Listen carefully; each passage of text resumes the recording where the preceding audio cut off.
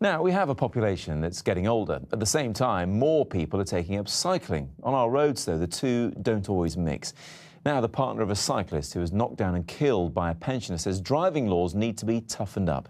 Kevin Lane was riding in Essex last February when he was hit by 74-year-old Marjorie Tappenden. She says she accidentally hit the accelerator instead of the brake. In court, she admitted death by dangerous driving, and earlier this week was given a 12-month supervision order and banned from driving for 3 years. Kevin's partner, Angela Cook, says she thinks the sentence is a joke and wants older drivers to take tougher tests. I spoke to her earlier on. I know Kevin cycled a lot. He was incredibly good at it, wasn't he? He used to be semi-professional when he was younger.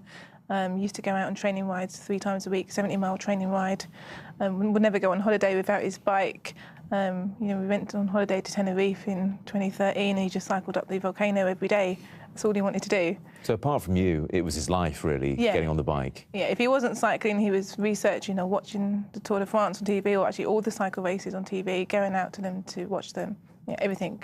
Anyone who cycles that much, though, has inevitably had a few close scrapes. Yeah, in 2009, actually not too far from where he was killed, a car took him out. A car was turned right across his path and just didn't see him, and he broke his wrist and several ribs.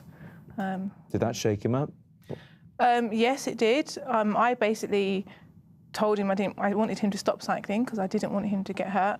But as far as he was concerned, he had every right to be on the roads and to cycle safely.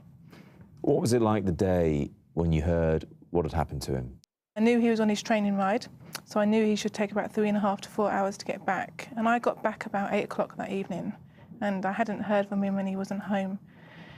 And I was obviously very worried, so I started, calling the hospitals.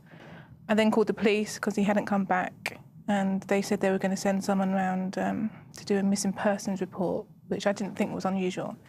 And then about half an hour later, I got the knock on the door to tell me that he'd been killed.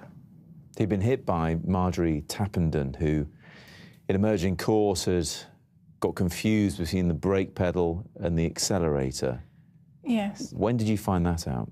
That night when the detective came round, he basically explained to me that they thought she'd got pedal confusion.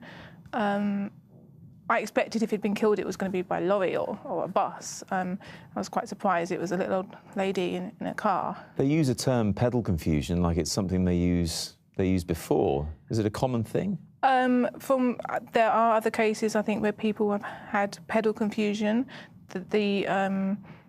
What came out in the court hearings was that apparently it's quite common in automatics.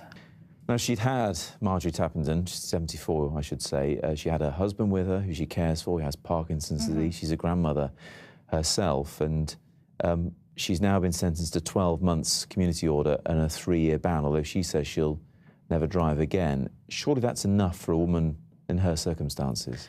Well, my stance on this is that I didn't want her to go to prison because I don't see what good that would do. I think it sends the wrong message out that it's okay to kill people on the roads. She was warned before she hit Kevin by her husband to take her feet off the pedals. He could see that she was out of control when he told her to take her feet off the pedals before she even hit him, and she didn't. And she kept pressing her foot on the accelerator while Kevin was under the car. She did a massive U-turn in the car, taking him up the curb while he was under the car, and the only reason she stopped is because she crashed into a bollard. As far as I'm concerned, she wasn't fit to be driving that day. I don't think it was just it's not an excuse to just say, I hit the wrong pedal. She wasn't fit to be driving. She had a warning beforehand to say that she shouldn't, or she should be taking her feet off the pedals. I think she needed to get a suspended sentence. I think if she had been 30 years younger, she should have been expecting a prison sentence. There are more than 400,000 drivers over the age of 70 in the UK, and currently they only have to reapply for a licence every 3 years after that age. Do you think that's enough? No, I don't. I think they need to be maybe having some sort of reaction test or maybe even a retest at that age. There need to be medicals to ensure that their eyesight is okay and that they're actually fit to be driving, but they need to have some sort of reaction test. As you said, Kevin in his early 50s, he'd been cycling, well, forever, helped a lot of people get into cycling and manage their bikes. What have those people finally said to you about this? I mean, you know, Kevin was the expert. He used to help people on their bikes. He used to tune their bikes up for them. He used to always be encouraging people to get on their bikes and cycle, including myself, though it didn't really always work.